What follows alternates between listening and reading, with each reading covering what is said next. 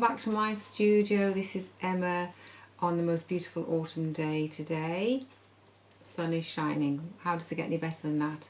Nice crispy mornings at the moment and cooling off in the evenings, starting to snuggle in a bit. The nights are definitely drawing in, and really it's quite one of my favourite times of the year. I do love living with all these different seasons and how everything just changes and things just move subtly from one thing into another. And here we are. It's really lovely. Anyway, enough of the weather forecast. Sorry, I think it's a very British thing that we talk about the weather, and it's just a nice way of sort of saying hello and how are you? I hope you're all well. I'm still here and enjoying myself. Lots of changes going on around us, I'm sure, but here we have tranquility and peace. A bit of chaos, although I have tidied up and hoovered, would you believe? I set to at the weekend because I just decided it had got to a stage of sort of horribleness, and when I can't think straight because my environment is totally messy, it's just no good at all. So I got the hoover out and gave it a quick whiz round. So last week we were getting on with the autumn landscape. Oops, that's the wrong way up. Let's do it that way. And this is where I've got to with it. Did some very, very simple stitching, which I showed you. If I show you the back again, it doesn't get much easier than that. But I really like how simple it is. And now today we're going to be looking at putting some seed heads on it. So I'm standing by with my threads to do this. I'm not quite sure how it's going to go. I'm not quite sure what shape of seed heads I want to do. But the best thing I'm going to be doing is just playing with the fabrics. I probably say this in every video, I think, is how helpful it is to start playing with your fabrics. Just get them out, fiddle with them, play with them, hold them, just embrace them, feel them, connect with them. I think it's, your fabrics will show you the way. I think it's a metaphor for life, really, that if we just let life show us what it's got for us and we stop struggling and striving, really amazing things can happen, really beautiful things can happen with ease. We don't have to push and shove. And this is something I've learned over these last few years particularly. I seem to have got, almost lazier and lazier in how I do things, in that I've stopped thinking it all ahead, which is what I used to do years ago when I was a student. And I'm sure I'm not alone in this, you were supposed to produce all these wonderful sketchbooks and things and books of all your ideas, and I found that actually the making of it was what gave me the ideas, but I would be planning it ahead of the making. I would just know exactly what I wanted to make, and they'd be saying, oh, you need to be doing this, you need to be drawing, and I just couldn't get it because I just knew exactly what I wanted to make, and it was just like yes, and then I would go back to the books and fill them in afterwards. Which I can say this now because it's a long time since I graduated from art college, so I can say that with impunity. But these days I'm just much more relaxed about it. I can come in here and have not a clue what I'm going to do, as I'm sure those of you who've watched me for a while will know. And I think it's almost like you're just kind of relaxing into it, instead of thinking it has to be this particular thing done in a particular way. You are just kind of relaxing, and then oh well, this might happen or this might happen.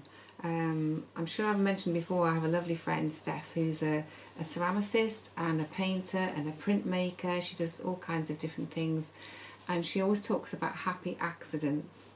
And I think that's the thing, when you're just following this little trail of ideas and one thing leads to another, even if it means you get more ideas than you can actually use, that's fine. I mean, you can always write a few of those down if you wish to, or you just go with the flow of what feels best, and always what pleases your eye, not anybody else's opinion. And that's the way all the pleasure lies and all the fun lies, in creating something that's unique and it reflects who you are, not other people's work. I do look at other people's work, and I have a lot of lovely books on my bookshelf, and I appreciate other people's work hugely, and I often think, oh, I wish I'd made that like that, that's absolutely gorgeous. But then when I come back to me and what I'm trying to create, what comes from me, which is unique to me, it can be a very different kettle of fish. I've also learned that actually whatever I make is okay with me. That's all that matters. It doesn't have to, be anything anybody else likes. It's lovely if they do, and believe me, I love getting comments that say, oh, this is beautiful, or that's lovely. That is really lovely. It's really lovely to have those comments, so feel free to leave me comments and questions, always welcome. All right. I love to, have a conversation about what we're doing, whether you're enjoying using these fabrics for a change. Maybe it's fabrics you haven't actually thought to use before, particularly using up old, if you've accidentally felted something in your washing machine, don't throw it away, cut it up, turn it into a landscape. It's all possibilities. So I think we'll stop the talking now, because it's just so lovely to have you here and I love having a chat. But let's get on with some making. Sorry, I'm just adding this on because I just thought one of the things about doing the YouTube channel has made me have this legless little corner over here, which some of you may notice that it does keep changing. It's a bit like having a nature table or something at school. I just make this little corner and I fiddle about with it, and there's so much pleasure to be had in fiddling about and faffing about and rearranging my bits and bobs. So this is my autumn themed one today, complete with a beautiful cushion with seed heads on. So there we go. Now for some making. Okay, so here we go. We've got the landscape all nicely stitched down like I showed you last week. And if you didn't see last week's video, well, we've basically put down 5 strips of lovely wool fabric and I've stitched them down like that. Very simple stitching, and now we're ready for the exciting bit. I have been fiddling around, I have to say, with some colours and some designs and thinking, what am I going to put on here? It's very narrow. I've given myself quite a job because it's really very narrow, quite a linear sort of look to it. And I think I initially was playing around with quite small seed head shapes, and I had about 5 on, and it just wasn't quite working for me. And I thought what it really needs is boldness, I think, to pull it off. So the shapes I was looking at, first of all, I was looking at sort of like a dandelion shaped head, and I was thinking, well, we could have something like that going on. That's quite nice and simple, and nice big thick stalks coming down. I've narrowed it down to 3, and you'll see that they're all different sizes, because if you do them all the same size, you don't get any sort of sense of perspective and they'll be fighting each other. Whereas this way, especially if you put, probably this one would be the foreground one, the nearest one was being bigger.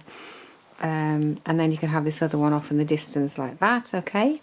So I feel that's nice and simple, and I quite like the drama of those. And then I looked at my other favourite shape for sort of seed heads. Well, first of all, I did a little circular one like that, which is kind of spiky looking with big blobs coming out of it. I quite like that as well. But actually, I think given the choice between those 3, I would go for either this one or this one, which is, again, it's got 3 different sizes. Doesn't really matter where I'm putting them for now. And you also, they're just simple, and I thought, well, actually I think I'll probably go for these, and we'll just put some simple stalks coming down. But then, okay, so once you've decided what shape you're going to have and you've done a little drawing or 2, you can even draw this out on your sketchbook. You could draw the whole thing out and fiddle around and play. It's all about getting your eye used to the shapes and feeling what feels right to you, okay? So then these were the early ones I did. These were, as I say, some smaller ones I did, and I was looking at using, I've got this very nice kind of bobbly fabric. It's lacy, so I put it on top of some jumper fabric as well, and I stitched that down. So these are my 2 little samples that I made to start with, and 3 days later I'm thinking, no, they're not what I want. They're not big enough, they're not bold enough, and they're not really the right colour. So those have gone off to one side, but do you see how helpful it is to make yourself a little sample and play around? And then thought, well, would it be nice with this sort of colour on? So I took this as a colour, which is a sort of a, I don't know, it's a sort of a goldy orange sort of colour. And I even put some gold blingy stuff on top. And again, I think I made an actual sample here, as though it was going to go onto this purple bit down here, the maroon piece, like that. But it wasn't quite gelling with me, and I didn't really want such a hard surface. I didn't think I really wanted it to be glittery, so thinking cap back on. I then went and raided one of my boxes that I've got some really nice sort of red coloured fabric in, and I came up with these two little pieces, which I quite like. They were moving in the right direction. So I then came up with this colour.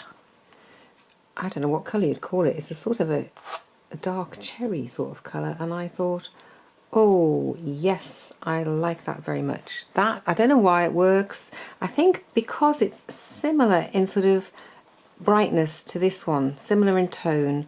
It's like a lighter colour of this maroon, but it's got, you know, such a pretty colour to it, and it contrasts with that sufficiently that I don't think it'll look silly. So again, cut out a few pieces. These are not the sizes I want, but I was just fiddling around, necessarily roughly the size, and I'll have to work out what colour thread I'm going to use with it. I also cut out, if you go down to the rim of your jumper, this is cut from an old jumper which I shall show you. Here we go. This is what you do when you felt up an old jumper. Down here you get these lovely I can't think what you call them now, waistband bits. Rib is the word, that's the word I'm looking for. So I cut a little piece out with some rib, and I just thought, oh yes, because that instantly gives me the lines that I want going up, and it gives a bit of texture so that it's different to the background. So I think I may well use it with the rib. And then what I did was I cut two very thin strips. Now these are not very well cut, okay. I will cut them with I'll use my proper sharp blade, and I'll cut some nice thin strips. But that's the sort of stalk I was thinking I could have, like that as a stalk. Again, I tried it with the rib going down because I have used that in the past and it can be quite effective, but I think I prefer it just with the simple plain knit. And I'm going to make it come all the way down so that, again, it's really, really simple, because one of my thoughts was I wasn't quite sure where to end the stems, but I think they're going to come all the way down here. So I need to do a little bit of reworking, a little bit of fiddling, a little bit of decision making on what colour threads to use, and whether to use a thick thread or a thin thread, and how, oh I know, the other thing was how to make these my little seed heady bits, these bits that stick up.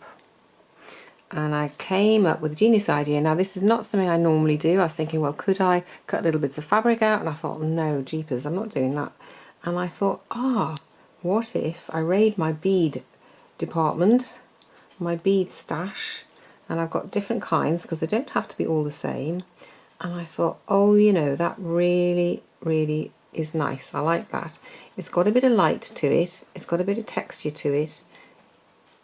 They're a little bit roly, those ones, but you know, instantly, look at that, they're kind of jumping out at you. So the background is sort of providing this really nice set of shades, colours, a sense of something going on behind, and then these lovely vibrant colours are going to be offset by that plain background. So I think I'm ready now to start pulling it together, pin it down and get it stitched. The stitching itself probably won't take me too long. It's just going to be very simple going up, and then attach the beads, and you know, I'll be done. But isn't that nice? Isn't it funny? It's been such a journey, because I really was struggling to start with to get the right colour, and I thought, well, just show me which box. And I went and got another box out of my fabrics, and there we were, lo and behold, that was the colour I wanted all along, and I just didn't know it. So the last thing I'm just looking at before I go off and cut my shapes out, I think it's time to make a decision on what colour thread I'm going to use. I've got lots of different options here. No, definitely not that one. That was quite nice as a contrast. That one's quite nice, but it's really too bright. And that one's a bit pale and wishy-washy. I feel as though I want something really bold. So in fact, the colour I'm going to go with is this one. Now you might think, oh, that's extremely different and bright, but I just feel it will lift the seed heads up. Instead of them all just disappearing and becoming one muted sort of tone, I think that'll just make those seed heads pop. And that's what I'm going to go for. It's the risky one, it's the dangerous one, and I'm jolly well going to go with it, because that's the thing when you just think, oh no, you couldn't possibly use that one. That's the one to go for, I reckon, because that will just make it go pop. And we'll find out. The proof of the pudding will be in eating. Obviously, I could make myself a little sample. I could be using this just as the background there. I could be using this and I could be stitching that on, but I just feel like that's the one to use. The minute I put it next to these fabrics, it just went pop. So that's what I'm going to do. Okay, so I've cut my actual pieces out now, and I'm just going to pin those on.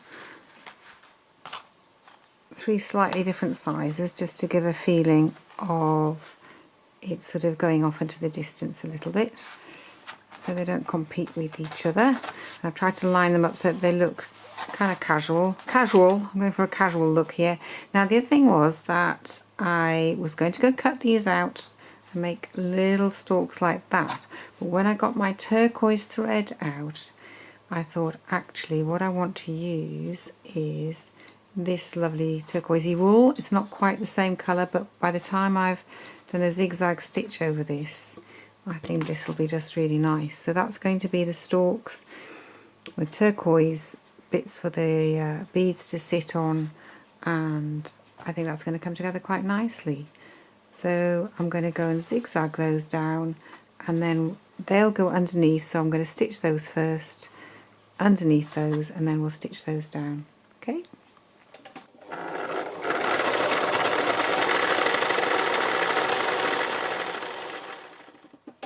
So I'm basically zigzagging this piece of wool down, and I'm pulling it a little bit taut as I stitch, and I'm just using a medium width zigzag and just letting it run down.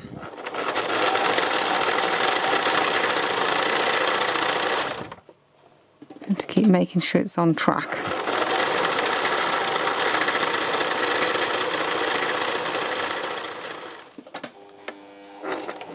So off we go with the first one. I'm just going to slowly and carefully go round the outside of the semicircle, sort of semicircle, the seed head I should say. Okay, and what we're going to do is come out a little bit like that, so that the beads can go on there, and then back around. Let's have a look at that. Let's just have a little look. I'm just looking at it as I go, and I think what I'm going to do is come back round here again and do that one again.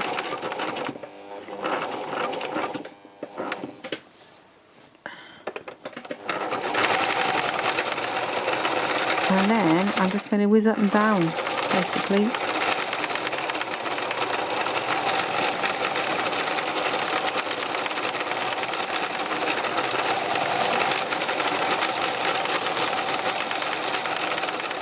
There's no perfect way of doing this, I'm just going for it.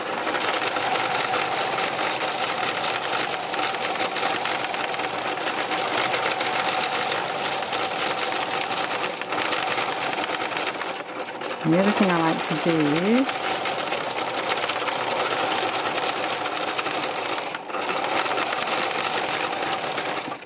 let's go around the whole thing a couple of times.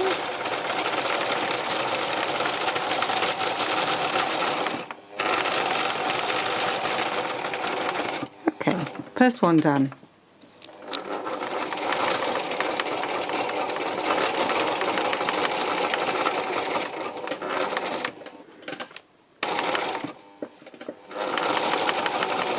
I find the key to doing these sort of seed heads is to get the outside stitched down around the edge like that, because this wool fabric does move a little bit.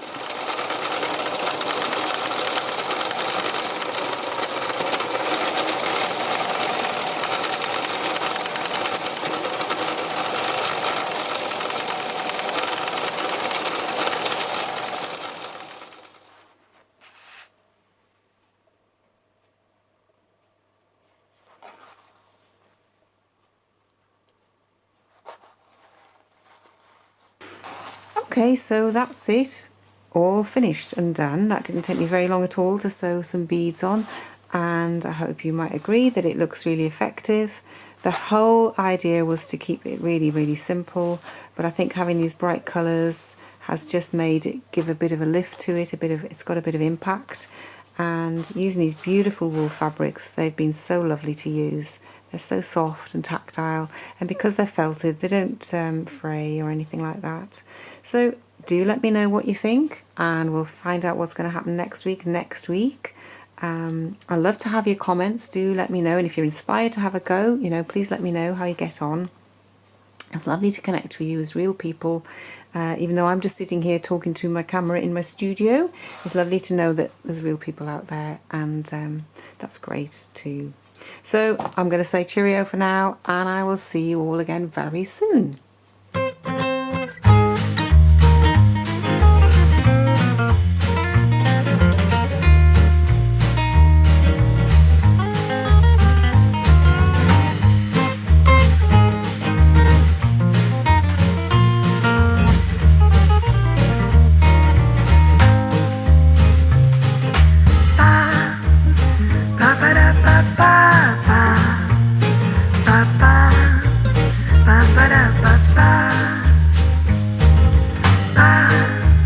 Ba ba da ba da ba da ba ba.